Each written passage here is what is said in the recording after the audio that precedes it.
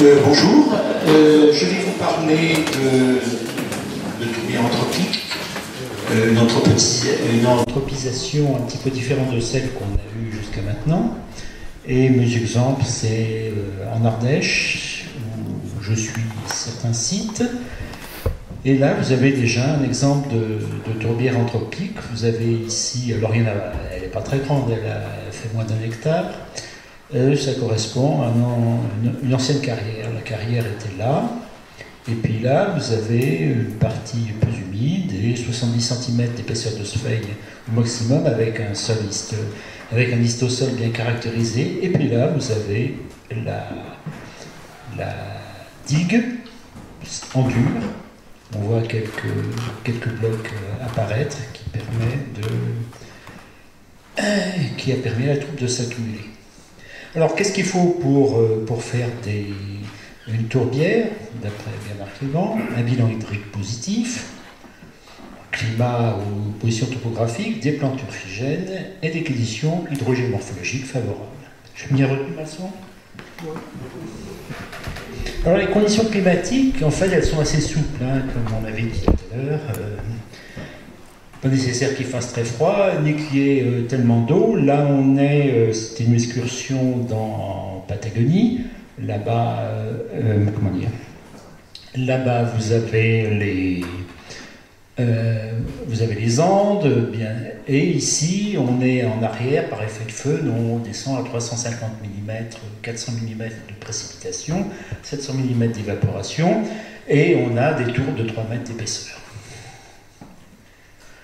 Alors, les plantes turfigènes, alors, il y en a qui sont rares et décimales, mais il y a beaucoup de sphènes qui voyagent très bien, y compris sur mes bottes. Il n'y a pas non le facteur limitant. Le facteur limitant, c'est les conditions hydrogéomorphologiques, grosso modo.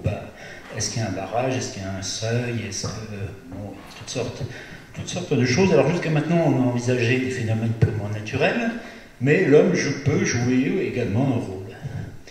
Alors, c'est un processus qui a plusieurs étages et il a été décrit, il me semble assez bien, à la tourbière de Cessières, tourbière de 100 hectares dans l'Aisne. Et cette tourbière, les recherches de Morand à l'époque, dans les années 70, ont montré qu'il y avait, jusqu'à l'apparition de l'agriculture, des petites tourbières un peu isolées, un peu lâches. Et à partir du moment où l'activité agricole a commencé, on a eu une explosion de la turbification. Ça, c'est 90% de la masse turbeuse date de cette époque. Hervé Cubizol a fait des constatations similaires sur les monts du Forez en montrant qu'à partir du moins 6000, d'un seul coup, modification climatique peut-être, mais surtout modification des pratiques de l'investissement dans les bassins versants qui ont provoqué un ruissellement plus important. J'ai fait un petit inventaire des tourbières de la liste du Conservatoire des espaces naturels Rhône-Alpes en Ardèche, et je me suis aperçu que pratiquement à chaque tourbière correspondait un barrage. Alors quelquefois, c'est des barrages comme ça, c'est-à-dire de la caillasse, des blocs rapportés. Là, derrière, il y a une tourbière qui fait 80 cm de profondeur. Alors, c'est des petites tourbières, c'est quelques hectares, au maximum à une quinzaine d'hectares, mais à chaque fois, c'est la présence de ces choses. Alors, plus que le processus qui permettent qui permettent la mise en place de la tourbière ou son évolution, en général, il y a un petit fond tourbeux avant. Quasiment, on remonte à moins 8, moins 9000 quand on fait des sondages. C'est venu après. Alors, je me suis dit, plus intéressant, c'est de voir à quels usages ça correspond. Alors, il faut des sources pour ça. Alors, soit on est archéologue, on peut faire des sondages de la matière, c'est ce qu'a fait Hervé, soit on a des sources plus proches. Alors, je me suis beaucoup intéressé au moulin, je vous montrerai après pourquoi, et on a une thèse qui est parue sur les moulins de l'Ardèche, qui est aussi intéressante parce qu'elle concerne les techniques du moulin, et aussi toutes les modifications du paysage que ça induit. Elle a été publiée par Colette Véron cette année.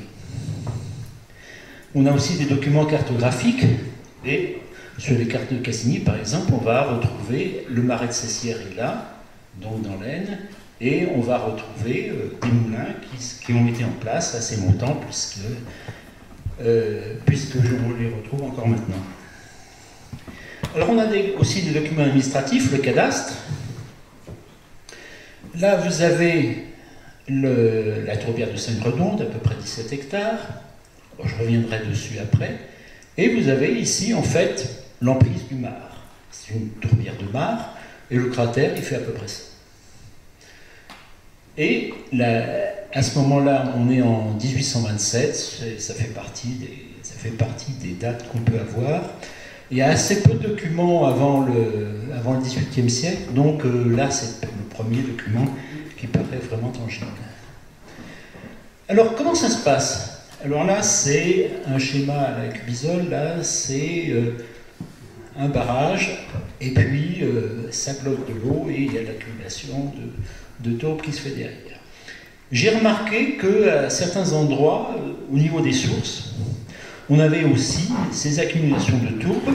Alors je me suis dit, ça c'est plutôt naturel, mais en fait, sur pratiquement toutes les sources des coins d'Ardèche, on trouve un petit ouvrage en bas.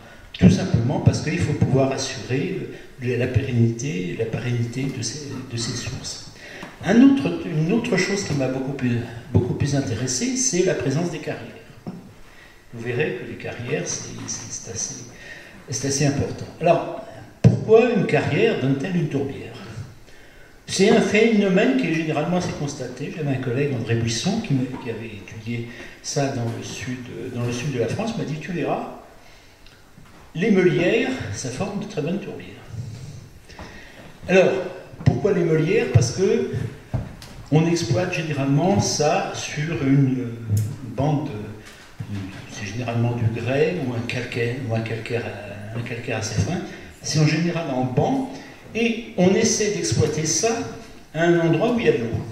Pourquoi de l'eau? Parce que c'est plus la pierre, quand elle est mouillée, est plus facile à travailler, et d'autre part, on a des besoins énormes d'eau pour laver le matériel, les roches que l'on extrait. On a besoin de laver en permanence dans une toque. Alors, on creuse à un endroit où on sait qu'il y a de l'eau, et on descend jusqu'au niveau de l'eau où on commence à travailler. Alors je dis sol plus ou moins meuble parce que si c'est pour exploiter des meulières, c'est du sol compact, mais c'est quelquefois pour exploiter autre chose, notamment le sable ou des choses comme ça. On verra après un autre exemple. Alors quels sont les usages qui sont associés? Le premier usage, c'est les retenues collinaires. On a beau être dans des endroits où il pleut pas mal, il pleut jusqu'à 2 mètres 50 d'eau, il y a toujours un moment où on manque d'eau. Et un paysan, c'est quelqu'un qui maîtrise l'eau et qui fait des expériences de culture. Donc, il y a un petit peu partout des retenues collinaires. Alors celle-là, elle est en dur, mais la plupart du temps, c'est fait avec les matériaux dont on dispose. C'est quelquefois de la terre, et c'est quelquefois des arbres coupés. Ça fait un espèce d'entremêlant qui peut assez bien tenir le coup. Mais puis de temps en temps arrive une bonne polycénol et tout part. Mais c'est pas grave, on commence un usage. Deuxième usage extrêmement important, c'est pour ça que l'ouvrage de Colette Véron était important, les moulins. Il y a des moulins partout. Il y a quelques cours d'eau que j'ai essayé de suivre. Il y a des traces de moulins tous les 500 mètres. Il y a du moulin véritablement construit. Alors là, on est toujours à Montsègue, et vous avez ici l'emplacement de l'ancienne roue du moulin. Au-dessus, il y a la chambre d'eau, celle qui permet de capter l'eau qui va de temps en temps, qu'on va lâcher pour arriver à mettre en route la roue du moulin. Cette chambre d'eau, maintenant, c'est une tourbière. Et il y en a véritablement partout. Ça tient jusqu'à peu près au milieu du 19e siècle. Après, ce sont les minoteries de la vallée, comme dans Daudet, qui vont prendre le dessus. Troisième usage, les carrières. Alors là, on est à Montsaigne, et vous avez ici la tourbière de la Vernède. Il n'y a pas beaucoup de tourbes, il y a 30 cm, mais il y a quand même de l'histosol. Hein. Et c'est une carrière qui a été reconnue aussi par Colette Véron. Et on est sur une surface triasique qui fournissait une pierre de bonne qualité pour les moulins. Et il y a une documentation assez abondante. On ne connaissait pas très bien l'endroit où c'était. Vous savez, au XIXe siècle, la localisation était un petit peu moins précise. Et on retrouve ça un petit peu partout. Sur Montsaigne, il y a au moins 3 endroits qui sont des carrières avérées ou qui sont devenues des tourbières. Quatrième usage, la production de tourbe. Alors ça, c'est un de mes fantasmes, disons. Je pense que la tourbe était d'un tel intérêt pour les sociétés anciennes que, étant donné la facilité avec laquelle ça se reconstitue, les sociétés devaient avoir des stratégies de constitution de tourbières pour les exploiter régulièrement. Je ne vois pas trop comment ils auraient fait entre eux, il faut le prouver, évidemment. Alors, et cela d'autant plus qu'il y a un certain nombre d'établissements qui s'appellent la verrerie, où on utilisait la tourbe pour chauffer les fours à tourbe et pour faire du verre qui n'était pas forcément d'excellente qualité, dans des endroits où il y a 5 mètres de neige par an, mais enfin, ça tournait, ça marchait. Et toutes les tourbières qui sont autour étaient organisées pour fournir de la tourbe à l'établissement industriel. Donc je pense qu'il y avait quelque chose de au moins assez structuré. Alors, un petit usage spécifique au nord, un petit clin d'œil, les trous de but. Vous savez qu'on s'est beaucoup battu dans ces endroits, et on n'est pas très loin du chemin des dames ici, et il y avait à peu près un obus au mètre carré, quelquefois un petit peu plus. L'obus, il fait là le même usage, il a la même fonction que la carrière, il va percer la couche de sable, c'est pour ça que je parlais de sol plus ou moins meuble, et il va faire remonter de l'eau, et dans les zones acides, on a des sphènes qui s'esbaudissent. Il y a des endroits où on est à la limite de la tourbière, ça a donc l'âge de la guerre de 14, et ça arrive, on a des bases qui commencent à évoluer vers des tourbes fibriques. Et ce, d'autant plus que la plupart du temps, on a un bétulet qui s'est développé parce que c'est des terrains qui ont été largement abandonnés, et cette bétulet favorise la dynamique des sphènes. Alors, quelles peuvent être les... J'en suis où ? Ça va encore 5 minutes. Alors, quelles peuvent être les conséquences pour la gestion ? C'était un petit peu la chose qui était sous-jacente. Parce que je travaille avec des gestionnaires. Alors, la première chose, c'est de prendre un petit peu de recul vis-à-vis des tourbières. Si on a une tourbière qui a été créée par l'homme, on peut ou ne pas penser, qu'elle n'a pas la même valeur qu'un témoignage de moins 8 ou moins 9 000 ans.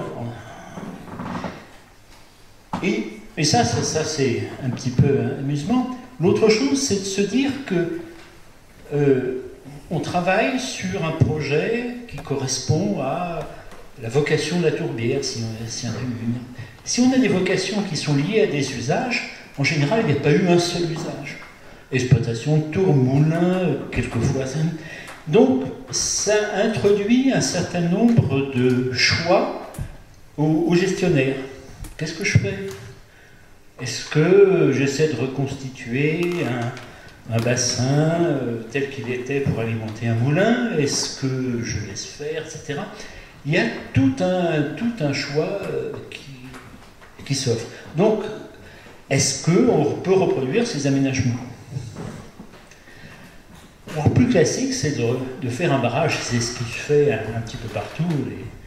les gestionnaires d'espaces naturels ont facilement des vocations d'hydrauliciens. Voilà par exemple à Montselgue, un bar. Qu'est-ce que j'ai fait? Voilà à Montselgue quelque chose qui a été fait. Il y a un certain nombre de barrages qui ont été reconstitués, et puis il y a une petite tourbière qui est en train de s'installer là. Alors, il y a des travaux un petit peu plus importants. Et ici, par exemple, la tourbière de la Verrerie. Alors, la Verrerie se trouvait quelque part par là. Et donc, tout ça, c'est la tourbe. Et elle utilisait la tourbe pour chauffer le four à verre. Vous aviez un ruisseau qui était assez incisé, là.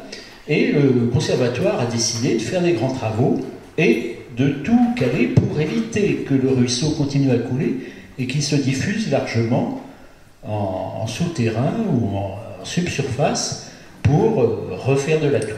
Est-ce que ça va tenir le coup?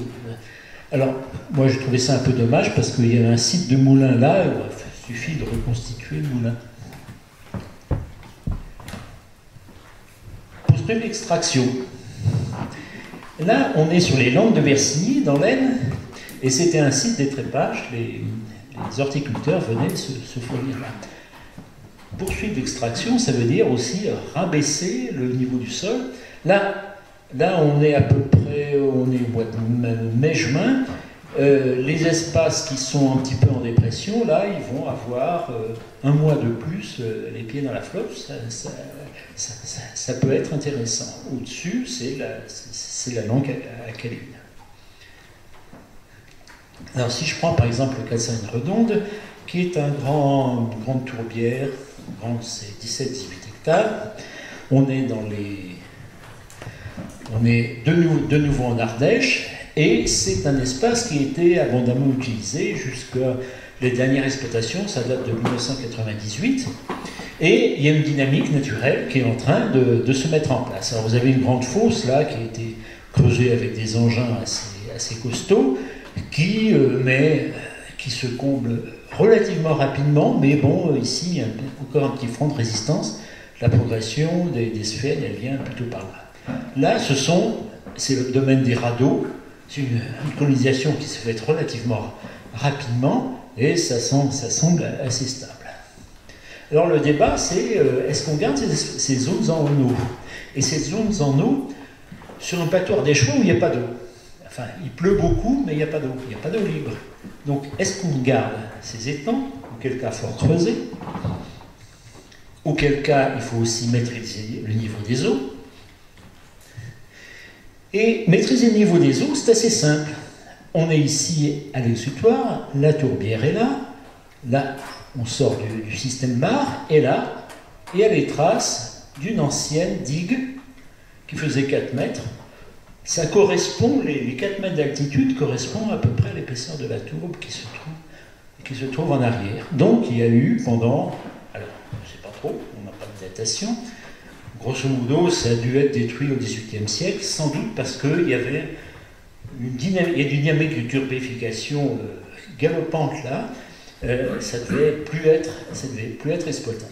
Donc la solution, si on veut maintenir un niveau d'eau, on met 4 planches là, puis, enfin, j'exagère, de temps en temps, il y a quelques afflux d'eau qui rendent ça un peu problématique.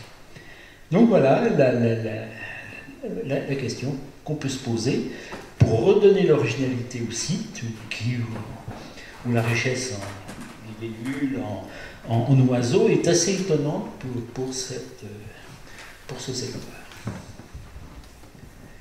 Ou bien, l'autre solution, c'est laisser faire la dynamique spontanée. Mais pour mes collègues du conservatoire, la dynamique spontanée, c'est des sphènes partout, et des sphènes, on n'en manque pas sur le plateau. Donc c'est un véritable choix, et le recul historique permet d'affiner ce choix. Après, il y a la question de faisabilité. Il faut admettre que les gens qui vivent autour seront contents de voir leur terrain envoyé, c'est pas sûr.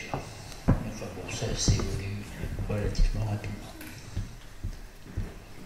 Alors là, c'est la sortie l'exutoire de mon sel, mais de temps en temps, ça boit plein de tourbières, ça débite bien. Merci Fabrice.